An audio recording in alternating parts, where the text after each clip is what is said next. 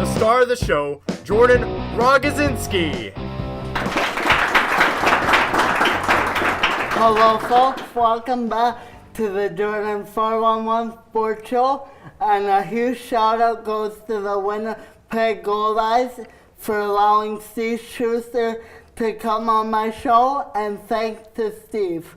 Now for Steve, he's been a 9-year broadcaster, so he must know baseball, right? Please give a warm welcome to Steve Schuster.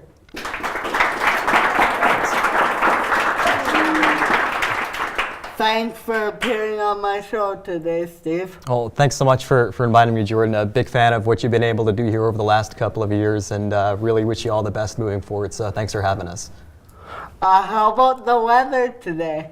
It's cold. I think the temperature dropped about 30 degrees overnight a couple of days ago, so it definitely led to wearing a few more layers, but it's Winnipeg. If the weather's the worst thing that you've got to worry about, then I think you're doing pretty good. How about the driving, though? I actually had an escort, or very lovely Tara Mislowski, brought me over from the office, so I didn't have to worry about kind of finding my way over. So you drove a closer route. Yeah, we took the back roads, and she did a really good job getting us here in plenty of time, so all the thanks in the world goes to Tara for driving today. Because a lot of schools are closed outside the city, but not Winnipeg, darn it. I wish it was closed.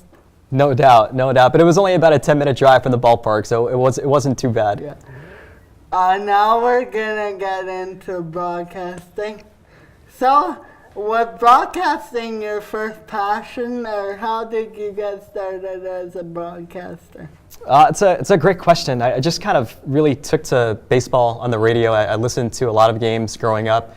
I grew up in New York, and I was really fortunate being a Mets fan that they always had really good radio announcers, even though their on-field product was sometimes good and sometimes it wasn't very good. But they always had good announcers, so I was able to listen to them, enjoy their broadcast, whether or not the team won or lost. And I didn't go to school for broadcasting or communications. I just kind of happened to sign up for the student radio station when I was at university, and that eventually led to an internship, and the internship led to a job in the American Association, which eventually led to coming here to Winnipeg. What was your university? I went to Michigan in Ann Arbor, and I majored in political science and psychology, which is absolutely nothing to do with what I do today. That's funny. Did you do any broadcasting for any school events, or?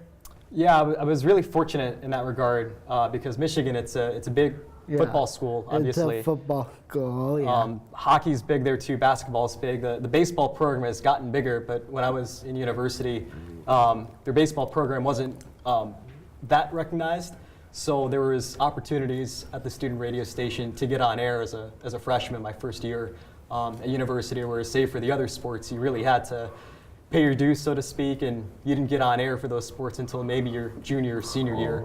So I had the opportunity to get on air and get some practice at a younger age than most people. Why did you think the program wasn't recognized enough? It's hard for schools in the northern part of the United States because they're in cold weather. Yeah. To get some of the recognition for some of the big powerhouse schools that you might find in Texas or Florida or California. But they revamped their facility a few years ago, and that's actually led to their baseball program, gaining more recognition here recently. Has any players out of there made the major leagues? Yeah, there's been a couple, actually. There's a really famous shortstop by the name of Barry Larkin. He played there in the 80s, and he was recently inducted into the Hall of Fame. And Jim Abbott, who's one of the great stories of all time, he was actually born with one hand. He only had one hand, but he pitched for the New York Yankees and actually threw a no-hitter. So he was able to overcome his disability. Wow, he pitched there. That's like me. I overcome my disability. Good for him. Absolutely. Did you do any other sports as a broadcaster? I tried. I wasn't very good. Not that I'm very good at baseball, but I was pretty bad at football, hockey, and basketball. Football's not your thing, eh? Probably not broadcasting-wise. But you're learning. I heard off camera. You're trying. I'm trying to learn as much about the CFL and the other Winnipeg sports teams as possible. What do you know about the CFL so far? It's definitely exciting. I've been fortunate enough to attend a couple of Bombers games since I moved to the city a few years ago, and they're obviously on the up and up. They're coming off a really good year, so I'm excited for the diehard fans to what they're going to be able to experience moving forward. You didn't like football, and you live in New York, and you have the New York Jets. Yeah, they were. When I was growing up, the Giants and Jets, neither one of those teams were particularly good at the time. And I love baseball so much. That's kind of where I focused my energy as a fan. Even in the offseason, I was more worried about the trades and the free agents than some of the other sports that might have been playing actual games at the time. Did you go to any Giants or Jets games? Or? I think I went to maybe one football game growing up compared to dozens of baseball games. I would love to go, by the way. I've been to the Minnesota Stadium. Have you been there? The new one or the old one? The old one, actually. The good old Metrodome. So I never went there for a Vikings game, but I did actually go there for a Minnesota Twins game. So it was the same building. It was pretty cool, just given all the history and all the different great players in both sports that have come through there. Being from New York, you must be a New York Mets fan. So is this a stepping stone to be a broadcaster for any major league team? It's a really good question. I really enjoy Winnipeg. I love the people here. I do too. I love the city. Even though it gets kind of cold in the wintertime, it's just I think it's a great place to be. So if I'm here for a long time, I'd be very, very happy with that. But sure, I think it's every broadcaster's dream, just like it is for any player's dream to get to the top. Do you love that cold breeze in the booth? Is there windows where you can feel the breeze at all, or are you enclosed? I've never been up there, so. That's a great question. We're going to get you up to the booth at some point this summer, but it's a good question because obviously in some of the other sports you're inside an arena, so you don't really have to worry about dealing with the elements. But baseball, it's an outdoor game, and even though the press box is part of the inside of the structure of the stadiums, typically you're going to keep the window open just so that you can take in all the outside noise and allow the listener to experience the ambiance of what's going on in the crowd. So sometimes it might be a rainy day, or it might be a cold day, and there might be a breeze like you had said, and you just kind of have to deal with it. So on those days, maybe just wear an extra sweatshirt or something like that. When games get rained out, does it sort of suck? I think it's hard for the fans because they paid money. Yeah, they traveled. They paid money and traveled. That's the only one sport I think that cancels because of rain, actually. I think all the rest play in rain.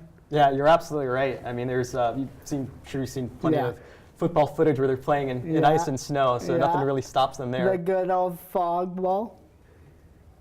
No doubt, yeah. But so baseball, I guess I feel bad for the fans the most when we have a game get rained out because sometimes they're not able to attend the makeup game.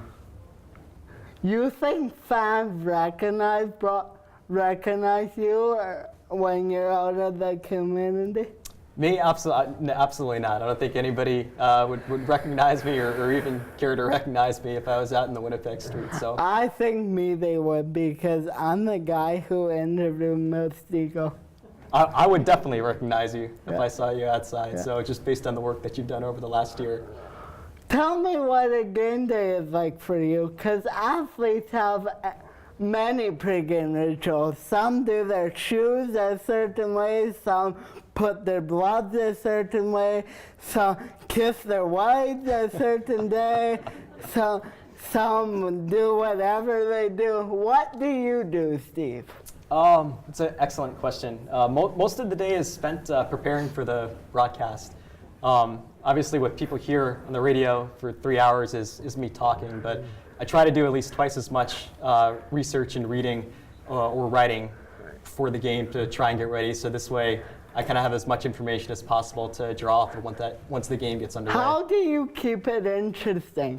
Because for me, listening to one guy on the radio could get boring, but if you're interesting, it could be also fun. So do you put jokes in there or say different things, or what do you do? That's an excellent question. I think the two most important things are to, one, be yourself. I'm not a big sense of humor or joke guy on the air. I try to steer away from that, but that doesn't mean that it can't work. But definitely be yourself and be positive is the other thing. Like you said, sometimes there might be a game where, the Goldeyes are down 15-1 and, it looks like it's out of hand. The players still have to play out those final few innings. Yeah, that must suck though. Does that affect your morale at all? No, I don't let it. And honestly, I think for the players, it could be tough to be in that situation, but I don't think they allow it to get to them either, because I think at the end of the day, everyone involved recognizes that they're involved in something pretty neat with sports. And honestly, any sport you can win or lose. It all depends how you come back from it. And especially in baseball where there's no clock, so you could be down by 20 runs, but you still have that chance to come back in baseball. When you get to the 9th inning, is your voice sore? Sometimes it is. It depends on how long the game's taken. So there's some games that maybe the pace is slow and my voice is tired by like the 6th or 7th inning. Holy, and you still have a lot more to go. Is it hard to see what pitches are being thrown from the booth? Because for me, I have glasses and it would be hard for me to see, and I'm only 17 and I don't know how old are you, Steve? Too old. Too old? 32. 32, so you're young still, but is it hard to see? That's a great question about the pitches. It's interesting because you did such a great interview with Bob Irving, and he had talked about how sometimes he can recognize the football players without seeing their numbers. He can just kind of tell by their running style or how they're blocking. And it's actually similar with the pitchers, because there's probably 10 or 11 different types of pitches that a pitcher can throw. But I have an idea, because I talked to the players beforehand, which 3 or 4 that the individual pitchers have in their repertoire. So you have an idea of what to expect in certain counts in certain situations. So that kind of helps. Can you just explain what some of the pitches are? Absolutely. You can pretty much divide it into 2 categories. There's fastball, which is going to be typically your hardest pitch and probably the pitch that you throw most often. And then there's off speed. There's a wide variety of off-speed pitches. There could be a curveball or a slider, changeup. There's a pitch called a split finger. Split finger? What do you do? Split your finger? That's actually exactly what you do. You kind of choke the ball in between your index and middle fingers, and then you try and throw it as hard as possible. You throw it with fastball arm speed, and if you throw it right, it looks like a fastball, but it drops right before it gets to the plate. Can you throw any of them? I can't throw anything. I throw like 30 miles an hour. I'm probably not the best person to demonstrate. Come on, you can. You told me what they are, so you can. How you play baseball, or? I played a little bit growing up. Maybe when you come to the ballpark this summer, I can give you a demonstration. We can try it. Yeah. How did you hear about the job with the Winnipeg Goldeyes, and how was the interview set up? By set up, I mean who was there? How did the interview go? Did you have to talk? Did you have to go, "Hi, my name is Steve Schuster, and I'm the host for the Winnipeg Goldeyes Radio"? Did you have to do that?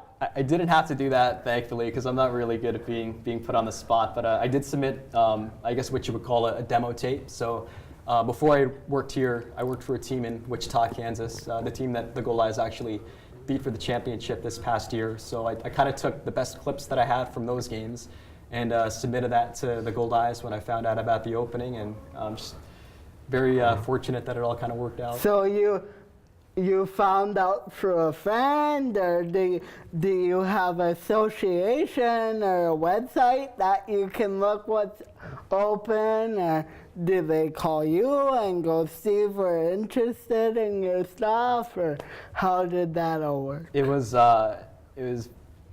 luck, to be totally honest with you. I had actually left the job in Wichita for a brief period. I'd taken a job elsewhere in the United States.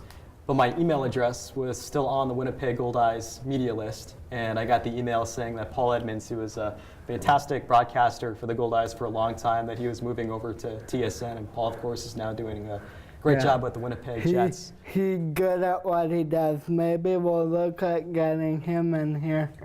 He's a funny guy too. Very funny, a very good broadcaster. But I got the email seeing that Paul is moving on to TSN, and decided to just kind of throw my hat in the ring. So I wasn't even working in Wichita at the time, so just really lucky to have gotten that email. Did you knew about Winnipeg? Like, have you heard about all the stereotypes there are? Or did you know anything that we live in igloos in the wintertime, that the summer we like our cold beer? And Well, now that I've lived here for a few years, I know all that stuff isn't when true. you first got here. But I had, because the Wichita team was in the same league as the Goldeyes, I'd actually visited here a couple of times when we played Winnipeg.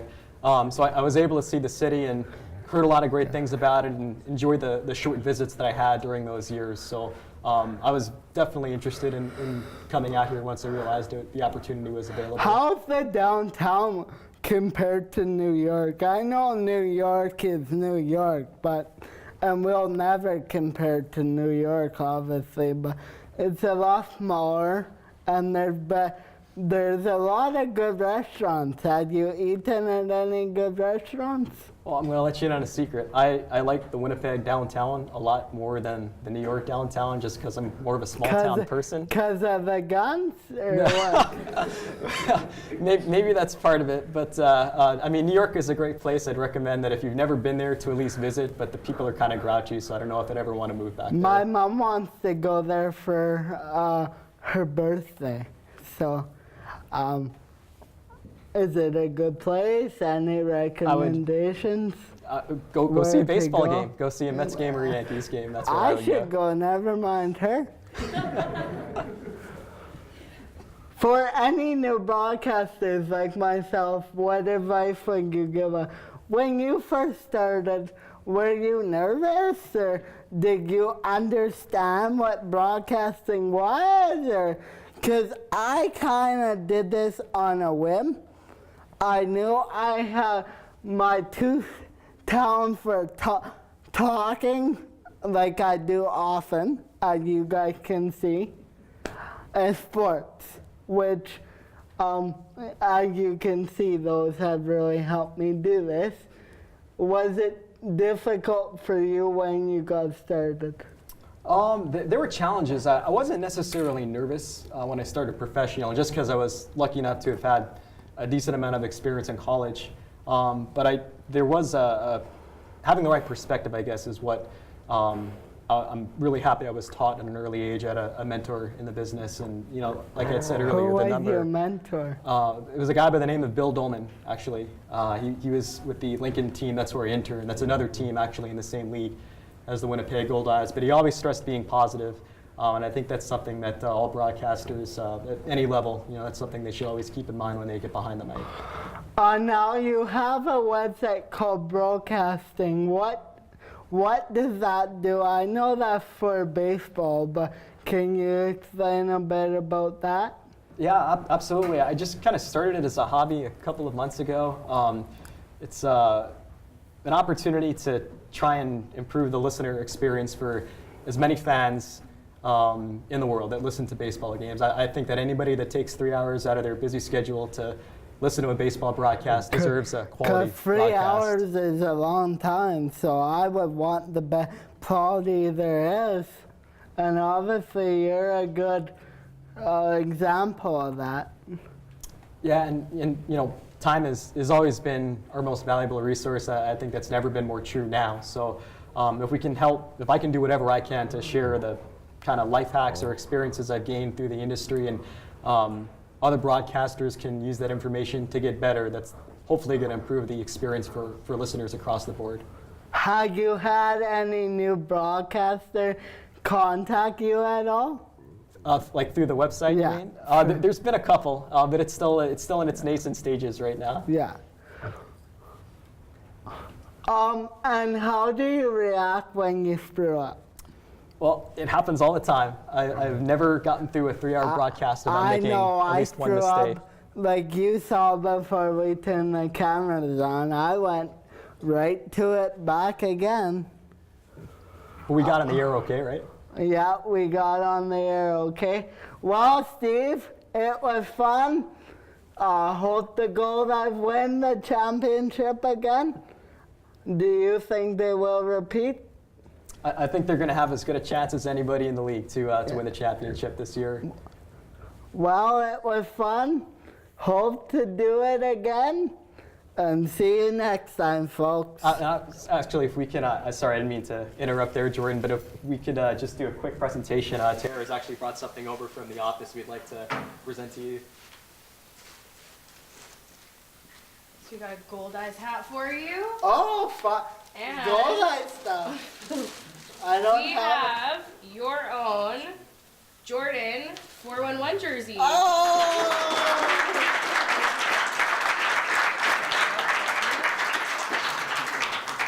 Thank you. Oh, you're welcome, buddy. I would like to thank the audience for coming out to support, and I hope it was fun. Bye-bye.